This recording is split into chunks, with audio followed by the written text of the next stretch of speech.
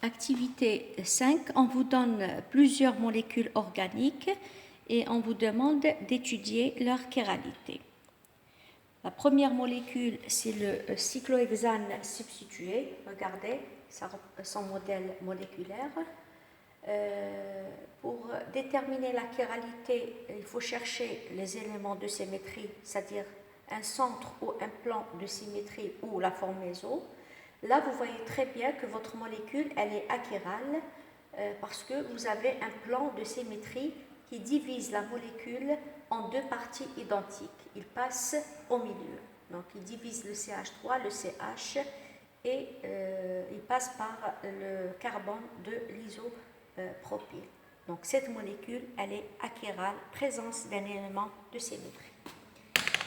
La deuxième molécule, elle est bicyclique. Vous avez le premier cycle qui est dans un plan et le deuxième cycle dans un autre, et les deux sont perpendiculaires. Je n'ai aucun élément de symétrie, ni plan ni centre, pour dire que cette molécule, elle est achirale. Donc, en absence des éléments de symétrie, cette molécule est chirale. La troisième molécule, c'est les alènes.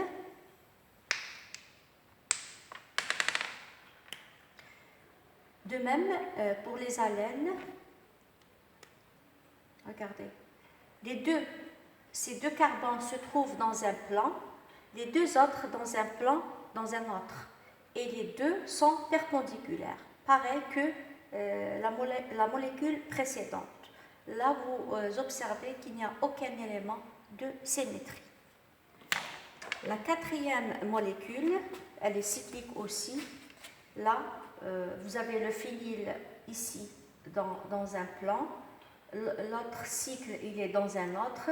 Mais là, il n'y a aucun élément de symétrie. Donc, votre molécule, elle est chirale.